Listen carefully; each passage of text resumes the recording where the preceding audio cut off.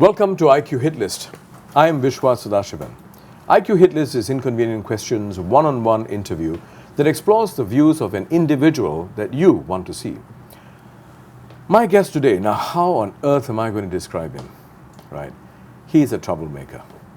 He has made it his business for the past 2 decades to thrust a 4-letter word on Singaporeans like you and me, and to the rest of the world. A 4-letter word that's disgusting for most, even though it emanates from our inner recesses.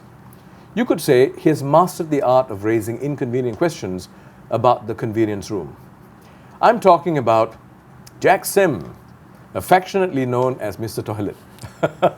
A title he carries with pride, am I correct? In the next 20 minutes, we are going to cut the crap, pardon the pun intended, and to get to the lowdown on loos, latrines and lavatories, and income inequality, and the kind of education Singapore needs.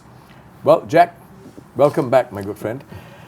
The first time I met you was when we were in the feedback unit's political discussion group, right? And I remember asking you, Jack, introduce yourself. I had no idea who you were. And you said, I'm the president of the World Toilet Federation. And everybody laughed. Yes. And I remember you were so audacious in your response and you said, don't you all shit? And you know what? You haven't changed a wee bit. You have accomplished a lot. You have been voted as Time Magazine Man of the Year, Channel News Asia Asian of the Year, and so on and so forth. You've got a seat in some of the major committees in Davos, but you have not changed fundamentally. And that's the thing that I respect about you. That's the thing I like about you, my friend. You haven't changed a wee bit, right? Now, what is it that drives you? I think the life is very short. And as I sit here, I have like 7,700 over days before I die on my 80th birthday, which was what the Singapore statistics say. So what drives me is to be useful before I die, and I want to use every minute and seconds of it. Yeah. So that defines you, right? That T-shirt. Can you show it to our audience? Troublemaker. But actually, this is the image that the government think of me, but I'm not a troublemaker. I'm actually an innovator. But I'm an innovator overseas, and I'm a troublemaker back home. Because back home, we have a culture that we celebrate conformists. And anybody who disrupts the system is a troublemaker. And then we lament that we don't have innovation. So it's a very strange situation. But even though you have raised issues time and time again, you've been critical, the truth is, you're still alive in Singapore, you're still fine, you're still going on making those speeches, you are here, speaking your mind. Do you not think that things have opened up? People are more free to say what they want. I think since 2011, the people are no more afraid to speak up, but there is still a culture of not thinking outside the box. So you get a lot of people complaining, a lot of people getting very angry, but you don't have a lot of people offering solutions. And I think that we have to change the educational system in a way that people have the sense of inquiry. People ask questions, why must this be so? Why must ladies be queuing up for public toilets? So we changed the law in 2005 with NEA that all public toilets, ladies' toilet will be bigger with the new building codes. And when you ask a question like that, you actually change something. So any new building, ladies no need to queue up anymore since 2005. And then we are exporting this idea to all over the world. If you ask pertinent question, you must also offer answer, because question and complaints are actually valuable. They are called problem identification. Once you identify the problem clearly, you're already 50% towards the solution. And then we have to work hard to solve the problem together. The good thing here is that NEA, National Environment Agency, actually listened to you, right? And they made change, right? Now, what is it that made you do the things that you're doing? I mean, whatever you did you've done is very unconventional. I mean, first of all, You were a successful businessman. You set up, what, 16, 18 companies? 16 companies, and all of them were fairly successful. And at the age of 40, I think you decided, okay, enough. All your financial responsibilities are taken care of, right? Then you decided to go for what you believe is important as a contribution that you make. In 2001, you formed the World Toilet Federation organization, right? Now, what made you go into this area? Why is sanitation and toilets, such an important thing? It's a place that most people don't. We all go there every day of our lives, but we don't want to go there and talk about. So, since life is so short and the number of days is very little, so at 40, I calculate that I have only 14,600 days more to live before I conk off at 80th birthday. So, with this limited number of days, you don't want to go and do what people are already addressing successfully. You want to go and find the gaps, the neglected agenda. So toilet sanitation is of course a neglected agenda, not just in Singapore but all over the world. Of course there are many other agendas that are also neglected, but at least I can handle one, and I feel very privileged to be able to have a good fit with my humorous character, my very in the face, calling a spade type of personality. I think it fits very well. And cut the crap personality. Yes. Right? Yes. Right. Now tell me, how much of success have you had in promoting the concept of sanitation worldwide? I mean, you've actually gone worldwide. You were involved in advising the Chinese government during the Beijing Olympics, right, in terms of sanitation. You're currently involved very much in the Andhra Pradesh sanitation project. Yes. Would you want to share how did you actually gain inroads? It's very easy to go overseas and get the trust of foreign government because I'm a Singaporean. When I go out, the Singaporean brand is very credible, and that helps me a lot.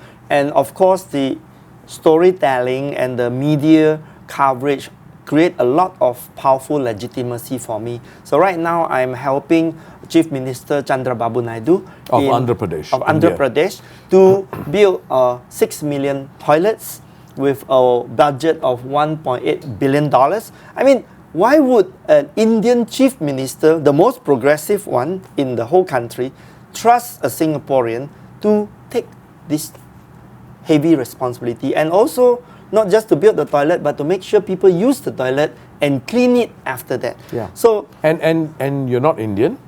You are not Indian as in ethnic. You're not Indian national, right? Yet they picked you. Yes. Now, obviously, you had to go down to the ground, right down to the villages, right? And persuade people who perhaps don't speak English. And persuade the women, for example. And this is a taboo topic, right? Yes. Now, how did you manage all that? They can talk to the local villagers women in front of their husband about menstruation and how they change napkin, and perfectly all right, And I think that this is the kind of a communication that I could do. When the Chief Minister wanted to test me out, he says, you go and speak to my 20,000 spice farmer now on stage. Tell them about toilet.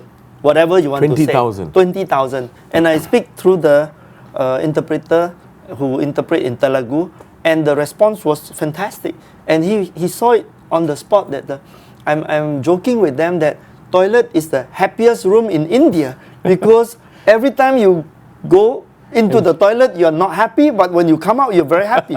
and people really think that this is a status symbol, and a toilet is a place that you can enjoy so much, and you should brag about it, and you should own it. And that kind of transformation is very different from telling the people, wash your hand, this is good for health and hygiene. Is very boring. So the type of communication from Chief Minister to Speaker to district collector to the MLA to village chief and to the home itself, I find it very easy to talk to all these people. Yeah. But this is where it's amazing. You're a product of the Singapore education system, right? Yet you have acquired very special skills. I mean, it takes special skills. It's not just knowledge, right?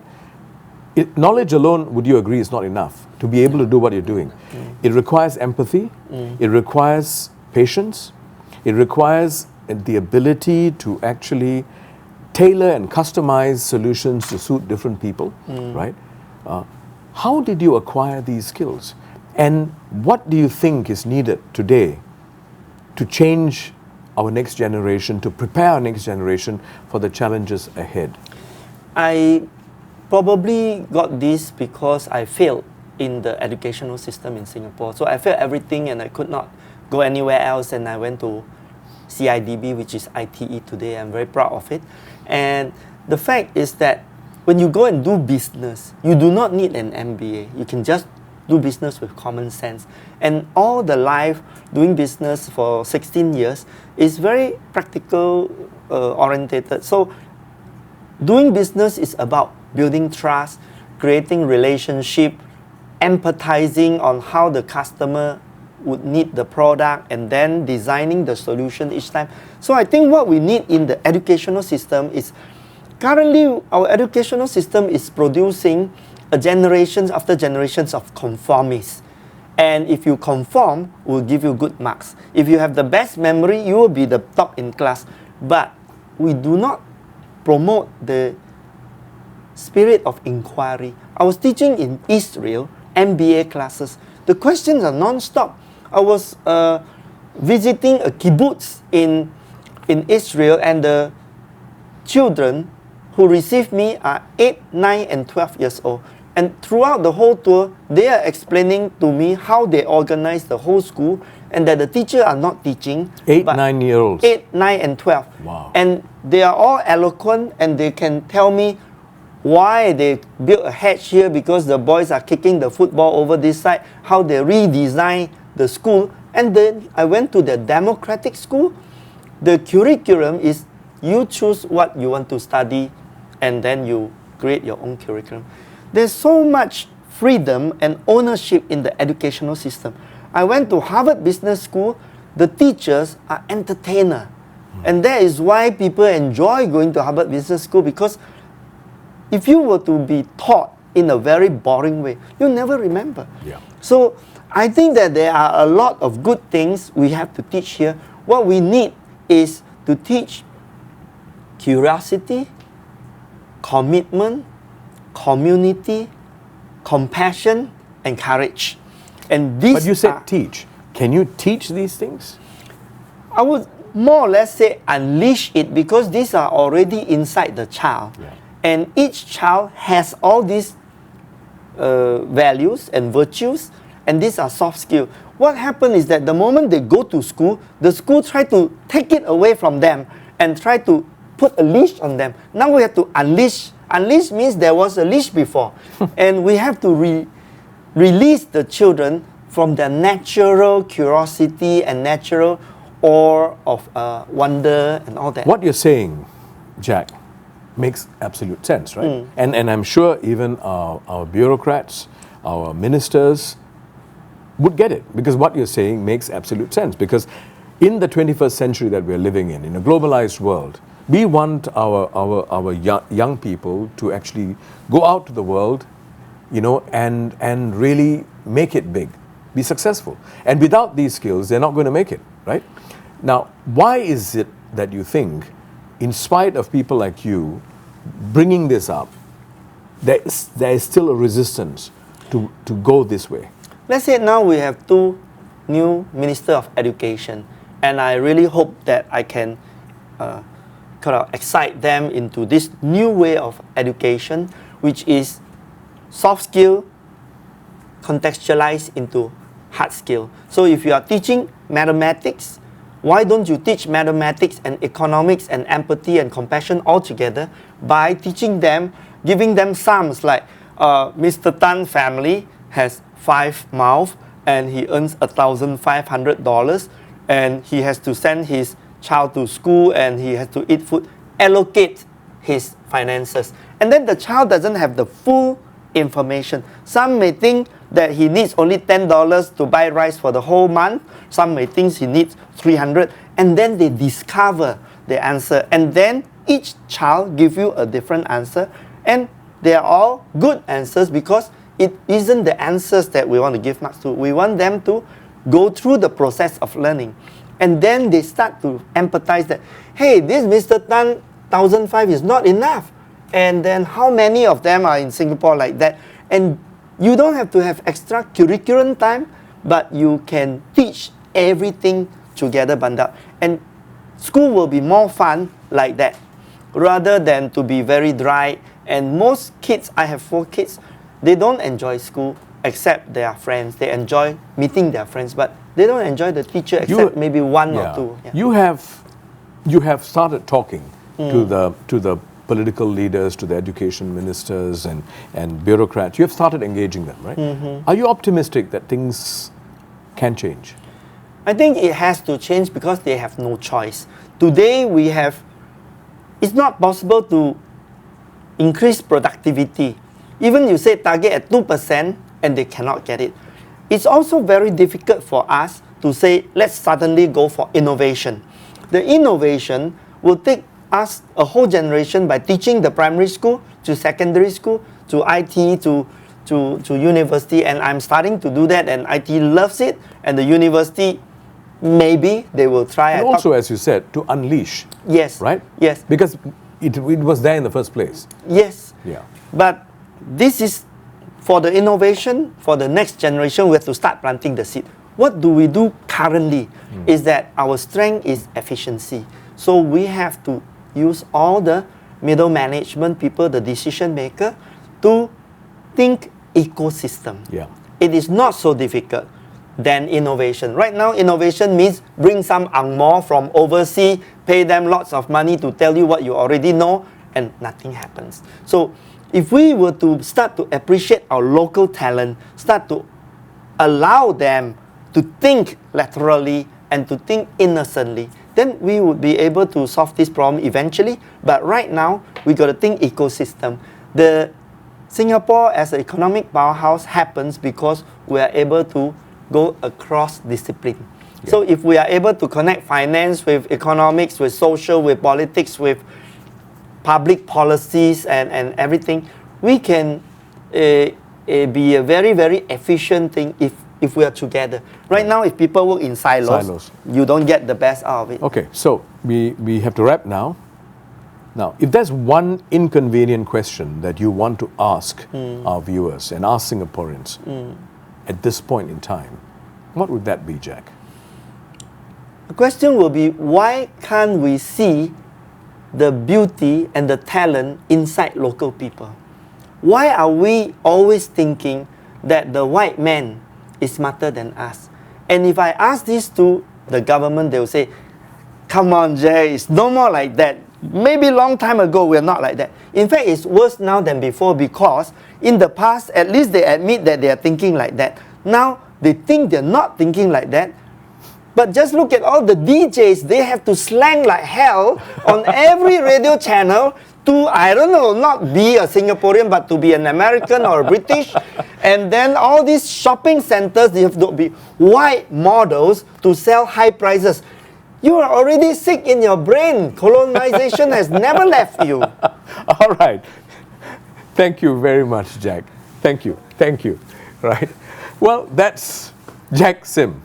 You know, you saw him. He really means it when he says, cut the crap.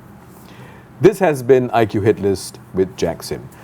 Log in to our website, www.iq.sg, to watch out for our next IQ Hit List. Click the links to see other guests who have appeared on our previous episodes. Post your comments on social media and let us know if there's someone you'd like us to interview on HitList.